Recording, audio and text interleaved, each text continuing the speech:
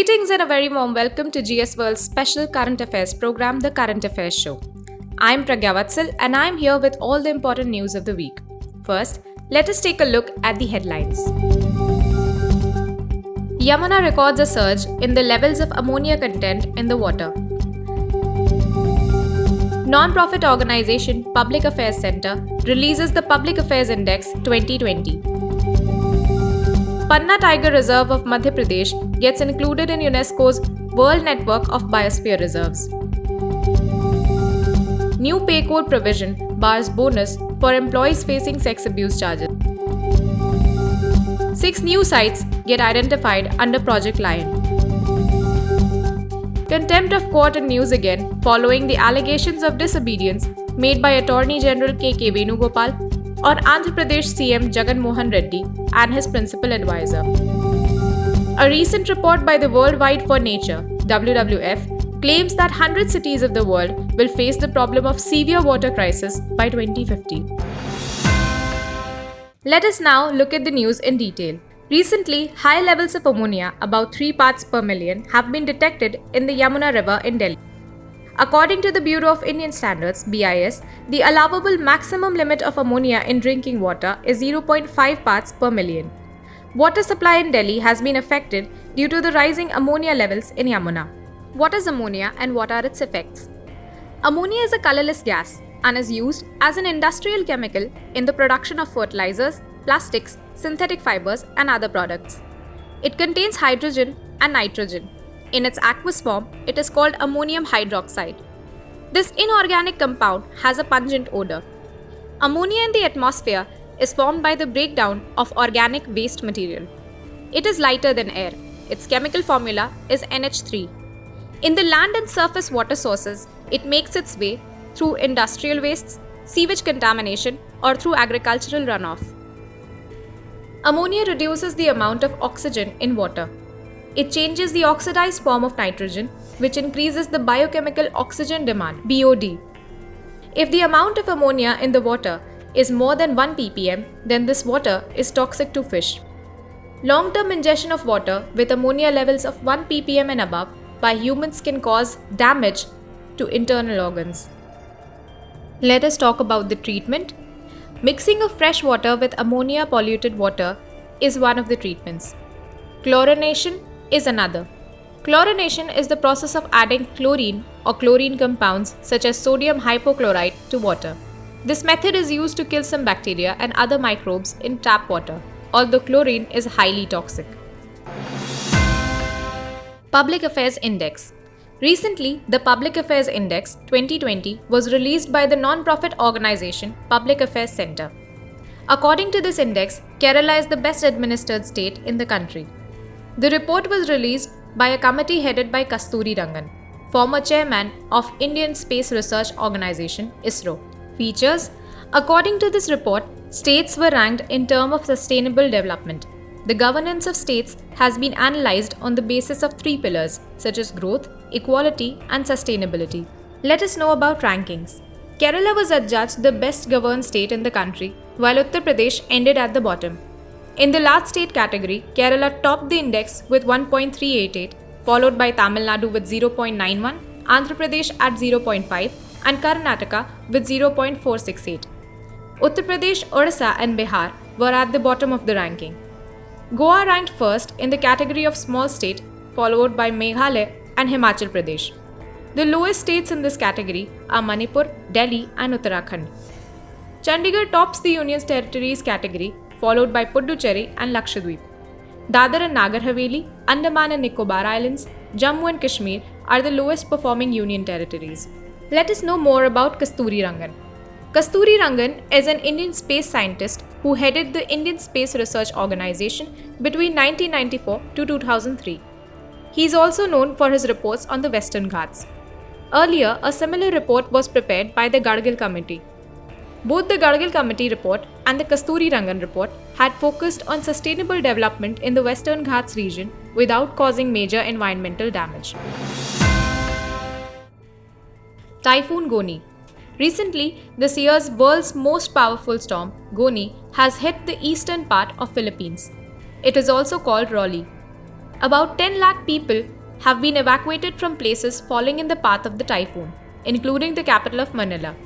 Recently, Typhoon Molave also came in this region. It killed 22 people and flooded the lower villages and fields. What is a cyclone? Tropical cyclones are a wide air system. It has intense airflow around the lower atmospheric pressure center in the opposite direction of clock needles in the northern hemisphere and clock needles in the southern hemisphere. Let us know the difference between hurricanes, typhoons, and cyclones. These are all types of tropical cyclones. They are known by different names in different places. Cyclones originating in North Atlantic Ocean and Northeast Pacific Ocean are called hurricanes. Similar cyclones originating in the Northwest Pacific Ocean are called as typhoons. In the South Pacific and Indian Ocean, they are called cyclones, which is the correct term for this type of atmospheric activity. Let us know more about the process of cyclone formation. The formation of a cyclone results in the formation of a very low pressure system and the transmission of strong winds around it. Factors such as the speed, direction, temperature, and humidity of winds are helpful in the development of cyclones. Before the formation of clouds, water is converted into vapor by the heat of the atmosphere. Water vapor again converts back into liquid form in the form of rain, and heat is released into the atmosphere. The heat released from the atmosphere heats the surrounding air. The air heats up and rises, creating a low pressure. As a result, the winds swirl sharply towards the low pressure center and a cyclone is formed. Different parts of a cyclone. Eye. There is a cool area in the center of the storm. It is called the eye of the storm. Light winds are blowing in this region. The sky is mildly cloudy. Eye wall. There is a thunderstorm around the eye of the storm. These storms revolve around the eye in a circular path. The periphery of the eye receives torrential rain with strong winds. Rain bands. Rain tropics and clouds extend far beyond the periphery of the hurricane's eye. Thunderstorms are caused by them and sometimes tornadoes are formed. Recently, Panna Tiger Reserve of Madhya Pradesh has been included in UNESCO's World Network of Biosphere Reserves list. Currently, Panna Tiger Reserve is home to 54 tigers. The UNESCO World Network of Biosphere Reserves covers internationally designated protected areas known as Biosphere Reserve areas. It creates a balanced relationship between people and nature, such as encouraging sustainable development. There are 18 biosphere reserves in India. Of these, 11 are part of the Biosphere Reserve World Network. First biosphere reserve was Nilgiri Biosphere Reserve, established in 1986. The largest biosphere reserve is the Gulf of Mannar. Let us look at the criteria for a biosphere reserve. An area that should be protected and minimally disturbed area from the point of view of nature conservation. The entire area should be like a biogeographical entity and should be large enough to handle populations of organisms representing all the nutritional levels of the ecosystem. The management authority should ensure the participation, cooperation of local communities so that their knowledge and experience can be leveraged to manage and prevent conflict while interlinking the conservation of biodiversity and socio-economic development. Areas that have the potential to preserve traditional tribal or rural level living practices so that the environment can be harmoniously utilized. International status of Biosphere Reserve. UNESCO has introduced the Biosphere Reserve with the objective of reducing the conflict between development and conservation in natural areas. The Biosphere Reserve is selected by the national government with the minimum criteria set under UNESCO's Human and Biosphere Reserve program. 100% grant and aid is provided under the Biosphere Reserve scheme, which is used for activities related to the implementation of management, action plans submitted by the respective states and UTs. Biosphere reserves are divided into the following three areas related to each other: core area, buffer area, and transition zone. According to a recent new pay code provision, those accused of sexual harassment in any form may be at risk of being denied bonuses given by their employers. The new pay code will come into force after the government notifies the rules. Related provisions in the new pay code. In the new pay code, an employee can be denied bonus payments on the basis of conviction on sexual harassment charges. As per the current law, bonus dues are barred only in case of employees dismissed for fraud violent conduct, and theft or sabotage. Importance of this provision. The possibility of employees losing any of the benefits they receive will prompt them to be more careful in their conduct. Therefore, employees should be made aware of this provision. This provision will act as an additional deterrent in addition to the Prevention of Sexual Harassment Act 2013. It would be necessary for employer firms to set up an Internal Complaints Committee (ICC) to investigate complaints. It will be necessary to recommend to employers for necessary action if the committee finds the complaints to be correct. If the ICC finds a complaint true, it can be considered as a crime. The Internal Complaints Committee has the power to report it to the police if an employee is found guilty. However, not all sexual harassment related cases are reported to the police. Project Lion – Identification of 6 new relocation sites. Recently, in addition to Kuno Palpur Wildlife Sanctuary, 6 new sites have been identified under Project Lion. It should be noted that this project was announced by Prime Minister Narendra Modi on 15 August 2020 on the lines of Project Tiger and Project Elephant. These new 6 sites include the following: Madhav National Park, Madhya Pradesh; Sita Mata Wildlife Sanctuary, Rajasthan; Mukundara Hills Tiger Reserve, Rajasthan; Gandhi Sagar Wildlife Sanctuary, Madhya Pradesh; Kumbhalgarh Wildlife Sanctuary, Rajasthan; Jisor Balaram Ambaji Wildlife Sanctuary and adjoining area, Gujarat. Why the need to relocate lions? The genetic diversity in the population of organisms in Gir is very low, due to which the risk of an epidemic in these organisms of this region is very high. The population of lions is found in the area of 30,000 square kilometer of Gujarat, which is called Asiatic Lion Landscape. Furthermore, the Supreme Court ordered in 2013 to the government of Gujarat to transfer the Asiatic lions to the Kuno Palpur Wildlife Sanctuary. More about the Asiatic lions. Listed as endangered under the International Nature Conservation Union (IUCN) Red List. Listed in Schedule 1 under Wildlife Conservation Act of India 1972. The Asiatic lion population is confined to the state of Gujarat in India. It is mainly found in the Gir forests and some other protected areas spread in Junagadh, Amreli and Bhavnagar districts. Recently, Attorney General K.K. Venugopal described the conduct of Andhra Pradesh Chief Minister Jagan Mohan Reddy and his principal advisor as prima facie disobedient on charges against the judiciary, but did not agree to initiate contempt proceedings against him. It may be noted that earlier, Andhra Pradesh Chief Minister Y.S. Jagan Mohan Reddy had written a letter to Chief Justice of India S.A. Bobde and made serious allegations against Justice Raman. On October 6th, Andhra Pradesh Chief Minister Y.S. Jagan Mohan Reddy had written a letter to Chief Justice S.A. Bobde alleging that the State High Court was allegedly being used to destabilize my government. Not only this, Reddy requested the CJI to look into the matter. He was also directed to take appropriate steps to ensure fairness of the judiciary. What is contempt of court? Contempt of court is described in the Contempt of Court Act 1971. It clarifies that if a citizen expresses disrespect in terms of the dignity of the court and its rights, then action on it can be ensured legally. There are basically 2 types of contempt of court, which have been divided into civil and criminal.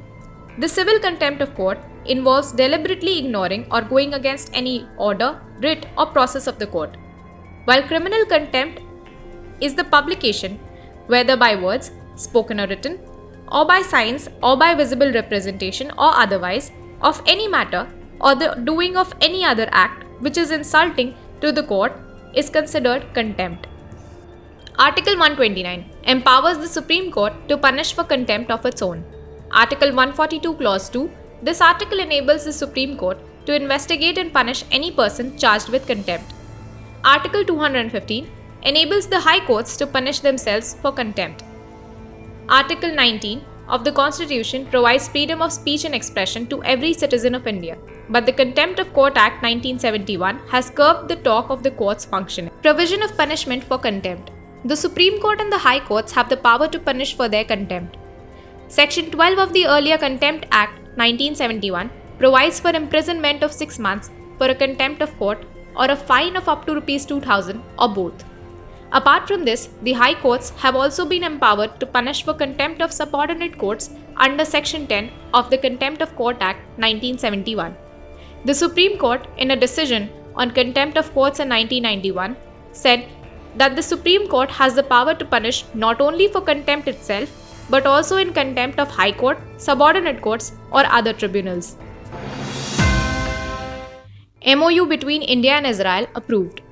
Recently, the Union Cabinet chaired by PM Modi approved the MOU signed between India and Israel in the field of health and medicine. This MOU includes to provide exchange and training of doctors and other professionals, assisting in the establishment of healthcare facilities, to exchange information related to medical devices, pharmaceuticals, and cosmetics, sharing expertise against public health actions and climate risks, promote mutual research.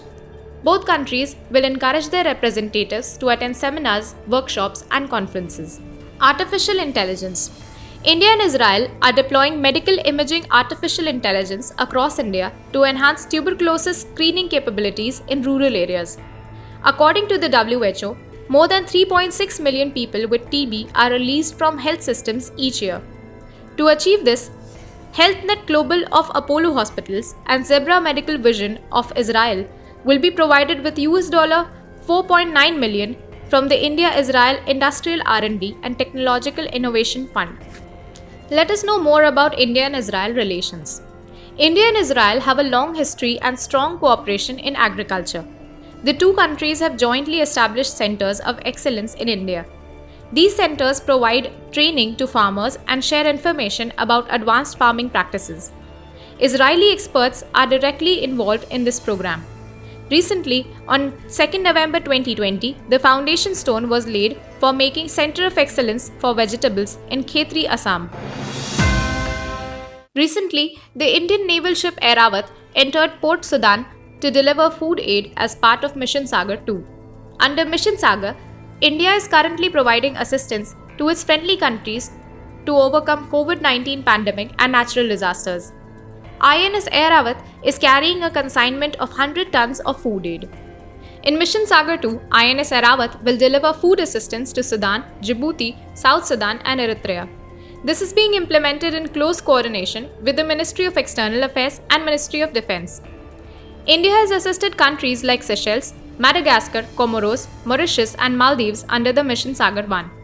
During Mission Sagar 1, INS Kesari was deployed and India provided free food aid and medicines. Mission Sagar. The full form of Sagar is Security and Growth for All in the region. It was launched in 2015 under the strategic vision of the Indian Ocean region. Under Sagar, India aims to strengthen economic and security cooperation with its maritime neighbors. Also, India will protect national interests in the Indian Ocean region. Mission Sagar is seen in conjunction with other policies of India such as Project Sagarmala, Project Mausam, Act Easy policy, etc. Let us know more about Project Sagarmala. Sagarmala aims to develop a series of ports around the coasts of India. The Ministry of Shipping is the nodal agency implementing the scheme. The main objective of this initiative is to promote port-led development across the country's 7,500 km long coastline.